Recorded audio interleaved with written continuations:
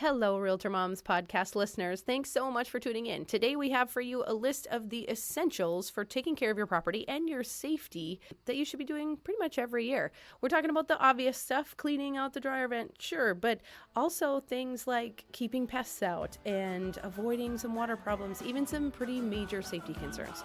So these are the honeydews that need to get honey done every year. Thanks for tuning in to the Realtor Moms podcast. I'm Tasha. And I'm Jamie. We're full-time realtors in the FM and surrounding areas, and admittedly average moms. This is how we sell homes. And try to keep our kids alive. Yes. So I'm kind of, I'm excited for this episode. I've been telling Jamie we need to do it for a while. These are important things to keep in mind. So we're going to get right into it. Mm-hmm. One of the most important things to really be looking into, but this is really high on my list. I mean, high is having your furnace and AC unit, central air unit serviced and cleaned by an HVAC company. Totally. It's just an important thing, and you really want to make sure you ask for a service and cleaning. Yeah, both of those things. And right now is the perfect time to do it. So we're recording this in September, but yes. Whenever you listen to this, the key or the reason that I think this is a good time is more about the fact that it is not super, super hot right now. So the HVAC guys and gals out there aren't servicing everybody's air conditioning unit right now. And it's not super, super cold. So they're not stressed out about getting to people whose furnaces have gone out. Correct. Right now, potentially, maybe I'm just guessing. They're probably not at the peak of their business season. So this is a good time to get it done. Yes, exactly. Right on. So second most important one, or right up there. Right up there. One of the most important ones is taking a look at your roof. That I think is a really important thing. So maybe it's not in your wheelhouse to go climbing up on your roof, and that's okay. But this is probably one worth hiring someone to do, to actually physically get on the roof and take a look at your shingles from the top down. Yes, they're making sure that those shingles, there's no damaged shingles, leaks, debris, buildup. They're making sure that the wind didn't take off a shingle, and you're going to have potential water seepage into your attic and inevitably into your house, which neither thing you want. Well, you do not want those things to happen. A lot of times when it's a roof leak, it takes such a long time, and it does so much damage before you notice it. And we think, I see my roof. I can see it when I stand over across the street at my mailbox, but it's a totally different perspective. When you get up and you're looking at it at eye level. Mm-hmm. Even something as simple as a little nail that's pushed its way back up, it will lift several shingles. Correct. And we want to make sure it's at its best. It's in its best optimal condition. Correct. Totally. Okay. Well, the other thing while we're talking about roofs. While you're up there, is taking a look at your gutters and downspouts. If you live in an area with a lot of trees, we're making sure that you're removing leaves, debris, buildup. You're making sure water is flowing and it's not kind of getting caught up somewhere. Yeah. And so that way water can escape from your foundation and away from your house. And also, even if you don't live in an area where there are lots of tall trees, don't make the mistake of assuming that just because there's not trees that there isn't a problem, that your gutters are perfectly clean. Anything from bits and pieces of your the asphalt on your shingles can get down into your gutters and clog them up. There are little animals that like to create nests, yes, or little hidey holes of acorns in your gutters. And so it's a really good idea to check and make sure that they're not totally plugged. And then also, along with the downspout part, the extensions on the downspouts, make sure they are extended out and that they are not pointed in the wrong direction, right? You don't want them directing water over a sidewalk, for example, which will inevitably, in the wintertime, create an ice problem, or that they're not pointed or maybe they're not even extended, but that they're not pointing water in the direction of your basement egress window wells. Correct. Or even if the wind took off the downspout and you have water just basically dripping right down into your foundation, to your drain tile, and and overloading your sump pump. Mm-hmm. So these are things to just commonly check into and make sure you are aware of the issue and have time to take care of it before a bigger problem comes up down the road. Now, speaking of water, we've got plumbing. Just in general, check on your plumbing, which can mean everything from Maybe revisit that little leak that you found the last time you pulled something out from underneath your kitchen sink and noticed that it was a little, just like a single drip. So maybe you just put a cup under there. Small leaks don't give notice before they turn into major disasters. Yeah. So check for leaks. have it fixed. Drips, signs of water damage in fixtures, pipes, and appliances. You bet. Just Check make your tub. sure. If it's not draining and you've just kind of been putting it off, it's getting slower and slower and slower, maybe this is a good time to actually have somebody take a look at it or get some cleaner out and see if you can get it moving quickly again in the right direction. In my case, it's my kids and their hair and clogging things, and I'm always like, honey, time to take care of that. Yep. Totally. So, yeah. Well, now here's another thing that can be missed that you want to make sure you don't miss. And it's really important. Literally life-threatening. Is making sure that you're checking on your smoke and carbon monoxide detectors. You're testing them, making sure they're working. But also making sure you're replacing those batteries. Right. You if should the battery type. Yep. Or the backup battery type. Yes, making sure they're running appropriately. Don't be like me. I know better. And I was one of those people that didn't think to replace the batteries, and power went out, and in the middle of the night, it's always the middle of the night, like they start going off. And it was my carbon monoxide detector telling me we had a carbon monoxide leak, and that was just the setting for because mine are hardwired and have batteries, and the hardwire was taking over, and then the batteries they were not good. And so it was a pain in the butt mistake, woke us all up, scared us to death, and it was nothing other than we needed to replace the batteries. How dumb. I know better. Don't be like Tasha.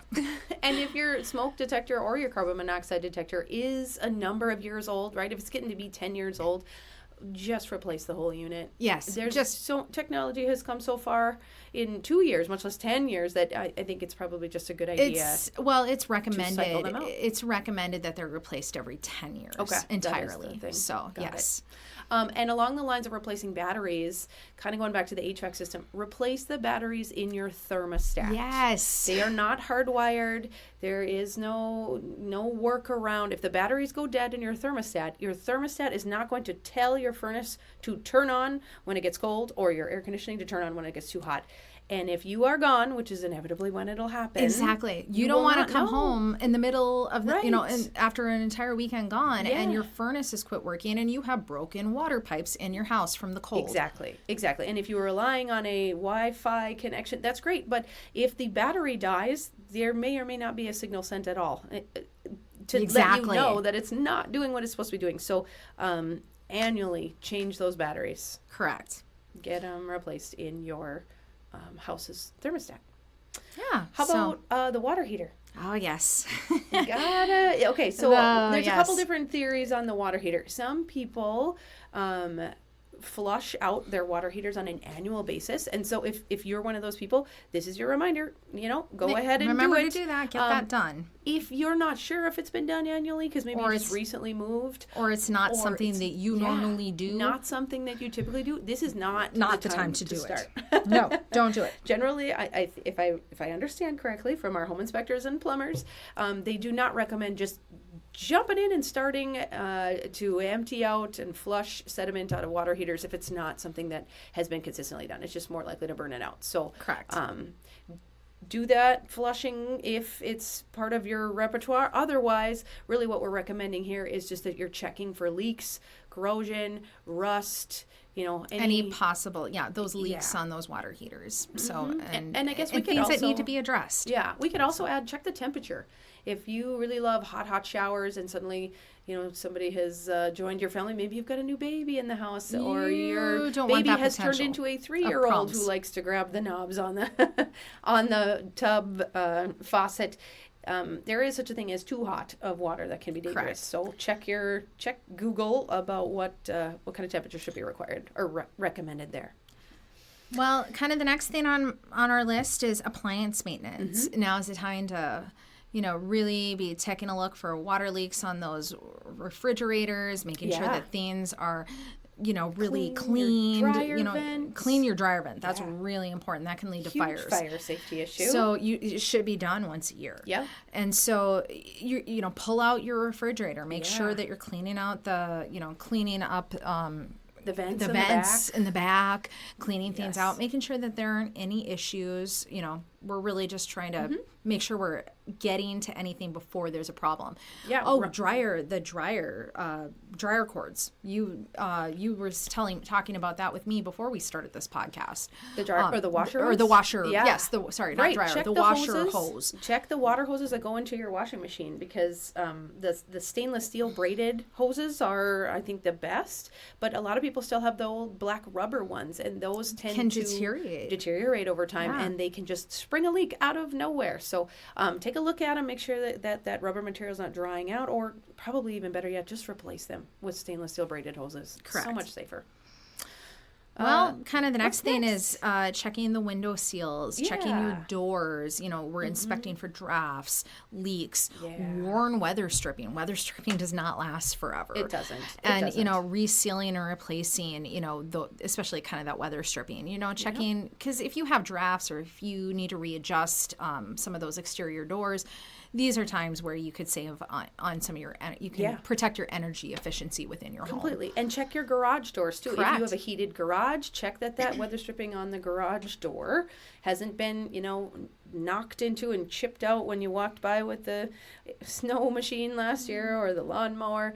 It'll just help for energy efficiency purposes. And wipe out the tracks in your windows. They can sometimes get really dirty if you don't address it. Right. So. Maybe you're having a tough time getting your windows locked in, and the tighter they can be, the more energy efficient they're going to be. So sometimes it just involves cleaning out those window tracks and looking into the little, what do they call them, that they can kind of drip? The weep holes. The weep holes, outside. They can get clogged so that water gets trapped in your window tracks instead of kind of getting itself out on the exterior of the house. And that's a common problem, especially in new construction homes. When there's no lawn, there's dirt everywhere. So these are especially when not that it can't happen at all times, but that it's a higher likelihood when in new construction where it's just dirt yards until they can get the lawn in. Totally. So. Well, the last one more, landscaping and exterior stuff. Yeah. Trimming your trees, getting your shrubs away from the house. Don't make spaces for the local jackrabbits to take up residence. Take care of your outside plants and shrubs and that kind of thing too. And you don't want, one thing I was going to say is you don't want your, like the trees and the shrubs and whatnot touching your housing material. That can deteriorate, or your roofing material. It can affect the granules on the roof. It can affect the siding, and it can it can deteriorate. And so we want to make sure we get everything really trimmed back, away from the home. Right. Take a walk all the way around the house and check kind of at the bottom of your siding, the top of your foundation or basement wall. Look for sort of those spots where your utility lines come and go, like your air conditioning, refrigerant line, and make sure that the sealant or the caulking or the insulation that's kind of tucked in those utility penetrations hasn't worn away. If it has, fill her back up so you're making sure that rodents and bugs and that kind of thing don't make their way inside and become your new residents. Which no free rent. No one wants that. Bugs. Yeah, so those are our, that's our list, and happy fall, checklist, on what you need to do. We feel like an ounce of prevention is worth a pound of cure, right? They Correct. say that about our bodies, so it applies to our residences too. Yep. Have a great day. Thanks for listening. Thanks so much for listening. If you liked what you hear, you can check out our library of tons more episodes on RealtorMomsPodcast.com. You can also find us on Apple Podcasts or Spotify or just about anywhere you listen to podcasts. And please never hesitate to reach out. We would love to be your realtors. This podcast is produced by Realtor Moms Podcast, Jamie R. Swenson and Tasha Barrett, Park Company Realtors, 4170 41st Avenue South, Fargo, North Dakota.